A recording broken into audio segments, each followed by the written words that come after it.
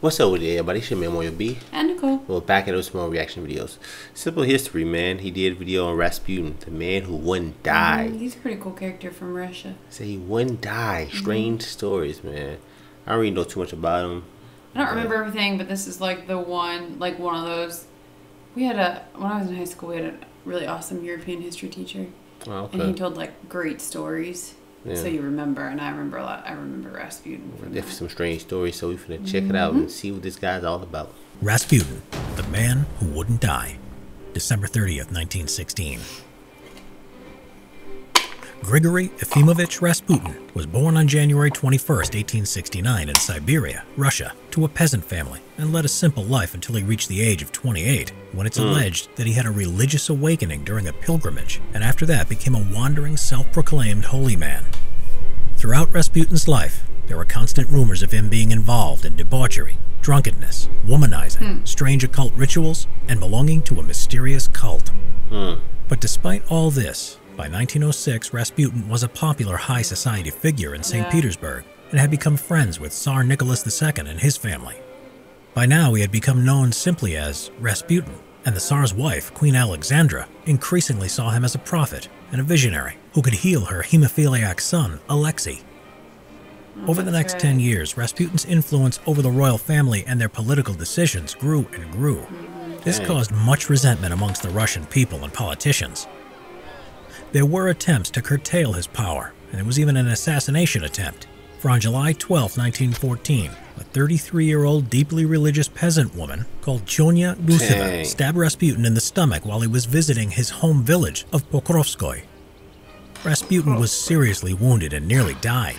Guseva claimed that Rasputin was a false prophet and the Antichrist. She was later judged insane and sent to a mental asylum for her crime.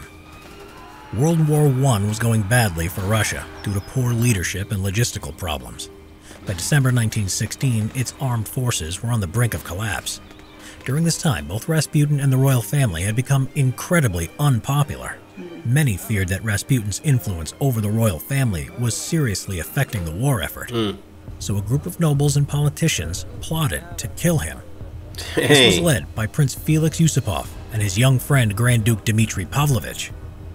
On the night of December 29, 1916, the two of them invited Rasputin to a small party at the Moika Royal Palace.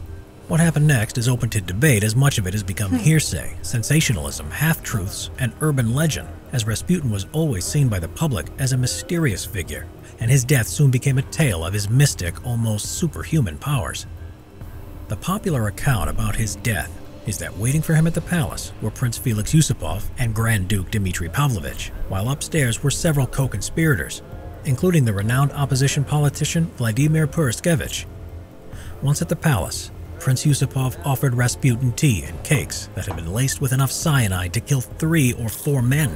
But this seemed to have no effect on him, so the prince gave him some Madeira wine, also laced with cyanide. Oh my gosh. But again, this seemed to have no effect on him, even after drinking 3 glasses, apart from getting him a little more drunk. It's crazy. Then, Prince Yusupov went to get a revolver and came back and shot Rasputin in the chest. Gosh.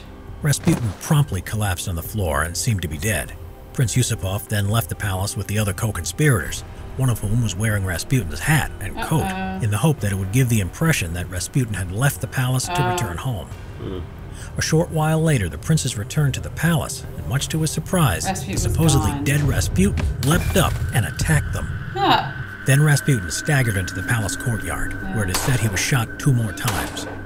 It is then claimed that Rasputin was beaten by Prince Yusupov with a dumbbell, and in the early hours of the morning of December 30th, 1916, was carried to a nearby bridge and thrown into the freezing Malaya Nevka River below.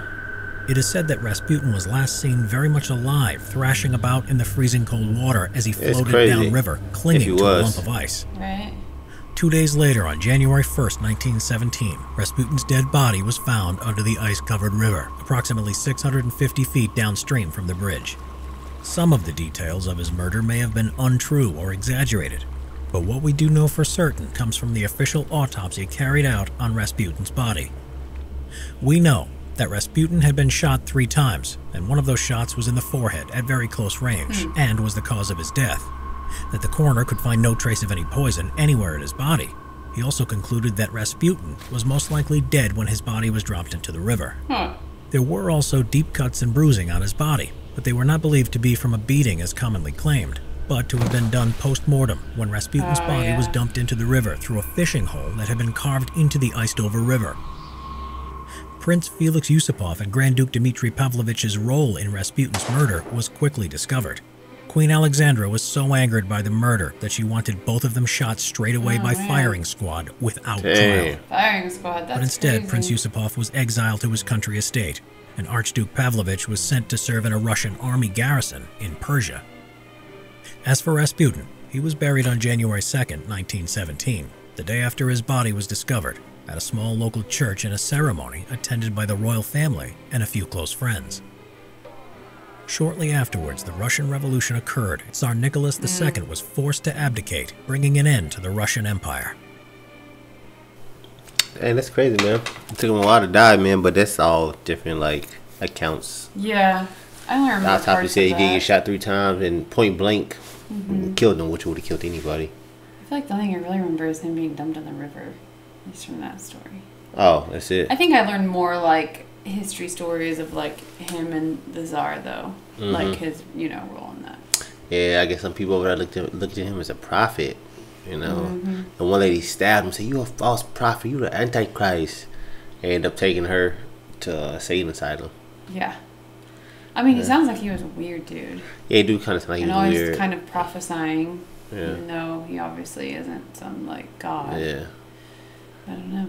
Yeah, he's it's crazy because they was losing the battle or losing the war, and they was blaming it on him, and they say, we're gonna kill him. Well, yeah, Well, I well, think the it was prince- they were blaming him for bad leadership. Because Yeah. I think his ideas were getting in the SARS Yeah, you think it was? head, and probably. Yeah. I think if they had formed that close of a relationship and they really looked up to this guy as like a prophet of some sort, then Yeah. they'd probably listen to everything he said. Yeah. And who knows, he could have been like pulling stuff out of his butt, not knowing what he's talking Yeah. about. I mean, I don't know if that's really why they were like not doing well in the war, but Yeah. I do think they probably listened to him. I said, man, nah, man, we gotta get this guy out of here, man.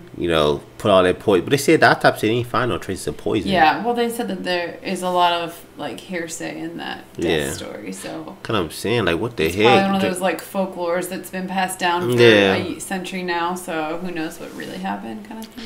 It must be his body like a couple years ago, because doing the autopsy report, back then they couldn't really. They weren't really good at figuring out the cause of death, like Good point. I like mean, it I is guess- today in today's era. Yeah, you would think that the science is probably way better now, but I don't Yeah. know. Maybe they could have told some of that back then. Because Hard to say, he but died. you wouldn't think they'd be able to test for cyanide in like 1960. Yeah, that's what I'm saying. That's a good point. I'm not sure. 1960, I thought it was 1917 or something. I don't know. Or well, around there Yeah, when he died. yeah, when he died, so they only have the ability. I don't think they That's had what the I'm ability saying. to I do don't know stuff if they back would. then. It's a good point. Yeah, so they could have dug up his grave and Yeah, redid it maybe. and figured it out. Okay, well, That would be something we should look up yeah. because that'd be interesting to know. Yeah, man, Rasputin, man. The mom wanted to, give the son firing squad, death by firing squad. Yeah. Still without Oh, no the two guys that trial. killed him. Yeah. Yeah, ooh. I totally forgot. Like, I think we learned a lot about that family because, yeah, their son had anemia. And so, like, he was always, like, super, like, Sick. babied Yeah. and, like, all of that. And then They I believe- thought they this believe was the same Rasputin family was, with like, Marie healing them. Antoinette, but I might be wrong. They believe Rasputin was healing them. Yeah, that's what she believed anyways. I mean, that's Yeah. what it said she did. I didn't say what the Tsar did. What y'all think, man? Do y'all think he was poisoned, or you think that was just all like No. myths and stuff that people were just passing down? How do y'all think he died? Because it said he got shot in the head, so most people will probably go by that story. Yeah. But I don't know. it'll be interesting to see you guys' thoughts. I mean, and the thing is if they were doing an autopsy now, 100 years later or whenever. They still can figure it out though. No, yeah, but would there still be traces of cyanide? Oh, it probably. I mean, wouldn't. there might be, but there might not It be. could. It probably wouldn't. Yeah. Every chemical's different and breaks down differently. Yeah. But, so that would be my other question. I don't know. Yeah. Well, they did. They definitely figured out who did it. So. Well, yeah, they knew that one. Yeah. Yeah, man. This guy, man. If he did, like, if he could actually drink all that stuff, That's a miracle. I mean, but I don't think he did. No, I don't think it's humanly possible. Yeah. I think the only reason why that would work is if it wasn't really like cyanide like they thought it was. Yeah. Or it was like somehow compromised. Yeah, like it was cyanide, but somehow had like, you know, the chemical composition had degraded or something. Yeah. And so it didn't have the same effect. So they set their boy up to bring him inside. They play. They say, you know what? Come to our party, man. Just come to our party, have fun, drink a little bit. Come to a little private party. I'm gonna kill you. Yeah. But yeah, we about to go in this video. We definitely enjoyed it. Great video about simple history. Make some great videos with great animation. Don't forget to subscribe to the channel. And also, if you want to support our channel and you want to leave us a special video request, check out our Streamlab. Your video request is there by clicking the link in our description and our pinned comment. Keep the videos under 12 minutes and we'll have your video up between 3 to 4 days. Don't forget to subscribe and thumbs it up, turn on notifications. It's your Memory B and Nicole. We're gonna catch you on the next one. Stay awesome. Peace and love, baby.